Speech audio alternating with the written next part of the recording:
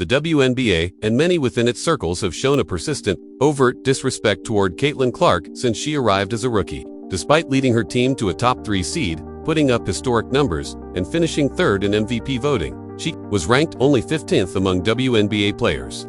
Though she was clearly the standout rookie and won Rookie of the Year, she was ranked behind Angel Reese for much of the season in rookie power rankings. Team USA snubbed her for the Paris Olympics, overlooking arguably the league's best point guard. The list of detractors is long, from WNBA legends and influential media figures shaping the narrative to players whose aggression on the court sometimes borders on physical assault. Clark faced more flagrant fouls last season than the entire league combined, yet many dismiss any claims of ill intent. Now, undeniable evidence confirms the league's worst-kept secret. WNBA players resent Caitlin Clark not just as a perception, but as fact. Everyone with 2 eyes already knew it, but now it's undeniable. As we approach the midpoint of this WNBA season, the All-Star voting results have laid the truth bare. Fans, media, and players all have a voice in selecting the All-Star roster, but the outcomes are shocking. Unsurprisingly, Caitlin Clark crushed the fan vote, racking up nearly 1.3 million votes, setting a new record and securing her place as a starter in Team Captainall, thanks to the fans. This highlights that All-Star Weekend is ultimately for the fans, who deserve to see their favorites on the court. That makes the players' reaction all the more selfish. Had Clark's supporters not voted in huge numbers, she might have been completely snubbed, since the players, media, and coaches didn't give her that same recognition. Fan voting placed Caitlin first, followed by Paige Bueckers, no surprise, as they're the 2 most popular guards in women's basketball. But things got interesting with the media vote, where Allisha Gray claimed the top spot. She's having a standout season, averaging 17 points per game for the Atlanta Dream, currently second in the Eastern Conference. Sabrina Ionescu came in at number 2, which isn't surprising. The Liberty started the season 9-0. She's been in the MVP conversation and is posting a career high in points. As one of the league's top guards, her place near the top is well-deserved. Caitlin Clark was ranked 3rd by the media, a bit generous, but still reasonable. It's true, Clark has faced a challenging sophomore year, missing nearly half of the Fever's games due to injuries and not matching last season's production. Statistically, she's averaging fewer points and rebounds, and her efficiency has dipped significantly. Her struggles are especially noticeable on the road, where she's shooting just 33% from the field and a shocking 114.2 from three-point range, averaging only 11.8 points per game away from home. At home though, she looks like a different player entirely. So, saying she was a lock to start the All-Star game based solely on this season's performance would be misleading. Still, Clark hasn't been bad. She leads all WNBA guards in assists, 2nd overall in the league behind Alyssa Thomasand, ranks top 10 in steals, and top 12 in points per game, 5th among guards. So while 3rd might be slightly high, it's not unjustifiable. And if someone argues that Paige Bueckers has had a better season so far, that's a fair debate. The top 3 to 5 players on this list are fairly interchangeable, and Caitlin Clark reasonably fits anywhere within that range. But what's absolutely absurd and undeniably disrespectful is the WNBA players' vote. It confirms what many have suspected all along. There is resentment toward Caitlin Clark, driven by jealousy and envy, and the players are making no effort to hide it. How can she be the number 1 vote-getter among fans, number 3 in the media rankings, yet somehow fall all the way to 9th among guards in the player vote?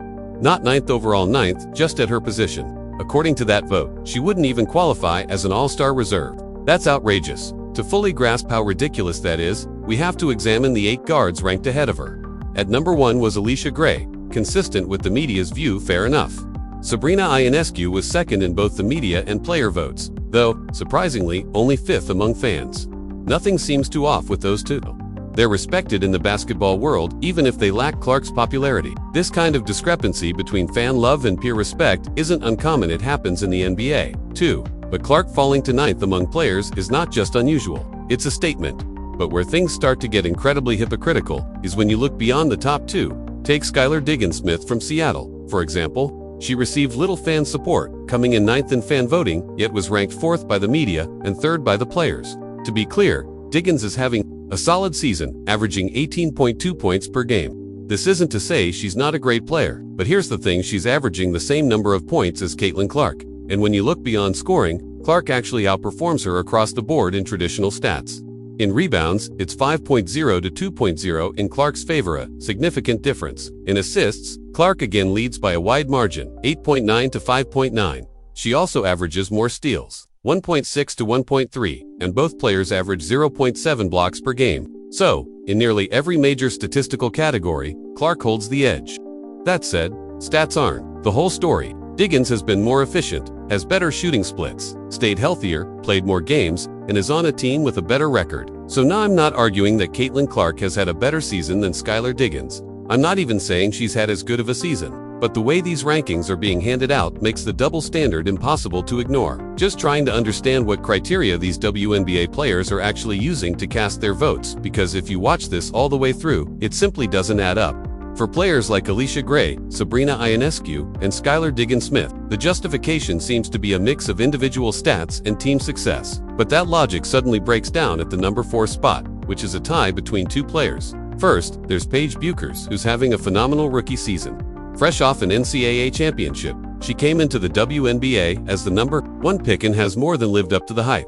She's a near lock for Rookie of the Year, averaging 18.2 points, 5.5 assists, 4.1 rebounds, 1.7 steals, and 0.9 blocks per game. Statistically, when you line her numbers up against Caitlin Clark's, they're very comparable, evens out. But here's where the hypocrisy shows. Earlier, when comparing Clark to Diggins, Clark had better stats. But Diggins got the edge because her team has a better record. So why does Paige rank higher than Clark when her team, the Dallas Wings, is dead last in the Western Conference with a 3-16 record? Yes, Paige has been more efficient, but her team's poor performance completely contradicts the earlier logic, and it gets worse. Also tied for 4th is Natasha Cloud, and in her case, statistical production is completely ignored. She's averaging just 10.1 points, 6.2 assists, and 3.7 rebounds numbers. Caitlin Clark clearly surpasses across the board. The defense argument doesn't hold much weight either. Clark is averaging more steals and blocks per game. Again, I get that stats aren't everything, but if team success and efficiency are benchmarks for some players, those standards need to be applied consistently. Otherwise, it's just bias disguised as evaluation.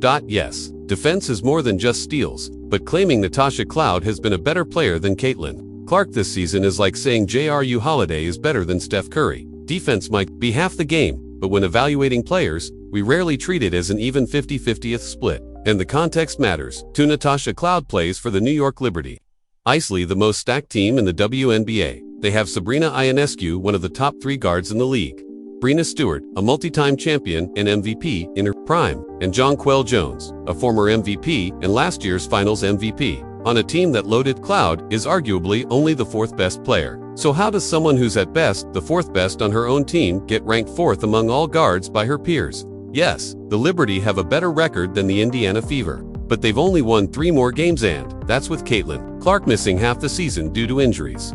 So explain this. Paige Bueckers is ranked over Caitlin despite similar stats and a much worse team record, but Natasha Cloud is ranked over Caitlin solely because of team success. With her stats largely ignored, the inconsistency is glaring. You can't keep shifting the criteria just to justify leaving Caitlin Clark out. Would you believe me if I said it actually gets worse? Because so far, we've only talked about the top 4. Remember, Caitlin Clark was ranked 9th. Next up is Kelsey Mitchell, Clark's teammate on the Indiana Fever.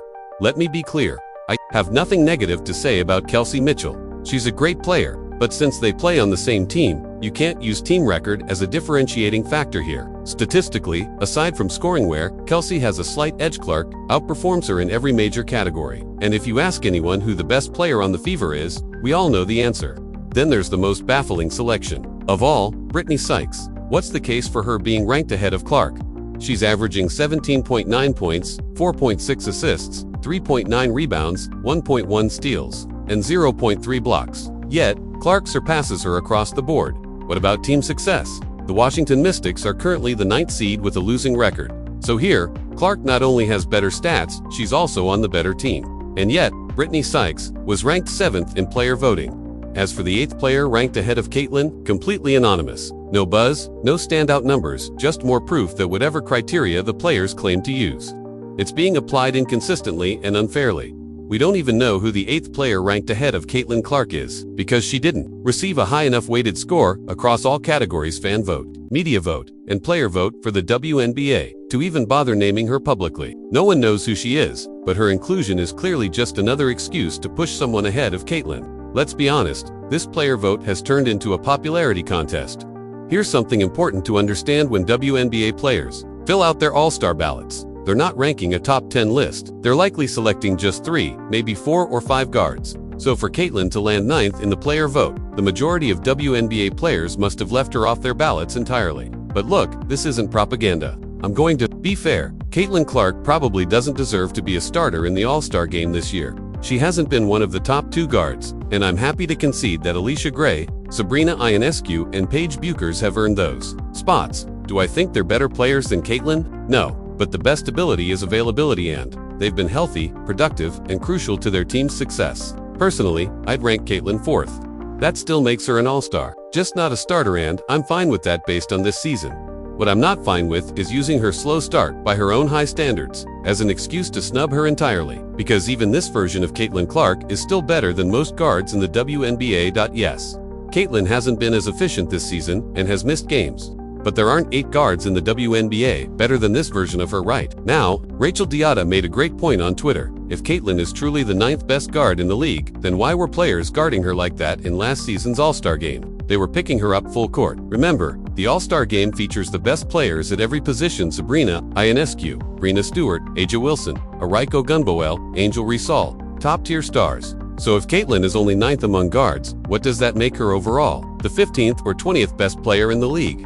If that were true, why does she command so much defensive attention? Why, if Kelsey Mitchell is the Fever's best player, isn't she the focal point of opposing scouting reports? Why do teams consistently send their best defender to guard Caitlin instead of Mitchell? They ranked Natasha Cloud at number 4 because of her defense, yet when the Fever faced the Liberty, Cloud spends the entire game shadowing Caitlin, not Kelsey. Watch any game this season, and it's clear. Opponents build entire defensive schemes to stop Caitlin. She's blitzed, constantly coming off screens, double-teamed, trapped, even facing box-and-one. Defense is essentially the Steph Curry treatment, and she's still putting up some of the best numbers for her position while leading her team to a respectable record. And when it comes to team success, there's another important factor we can't forget. Who won the Commissioner's Cup again? That's right, the Indiana Fever.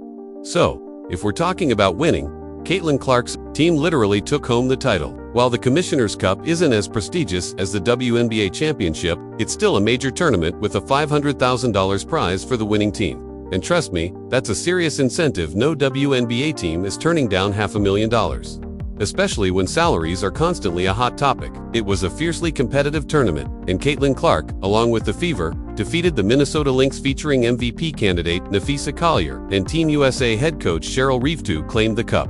So, say what you want about Caitlin's slow start to the season, but now she's a champion. Considering her peers voted her the 9th best guard, it's safe to say Caitlin was right when she celebrated confidently. But here's the thing, this isn't really about basketball. These WNBA players clearly don't believe what they say about Caitlin Clark, because if they did, they wouldn't guard her as aggressively or target her like they do on the court. This player vote was just another chance for them to sideline her and prove once again the league's worst-kept secret. They don't like her. They don't accept her.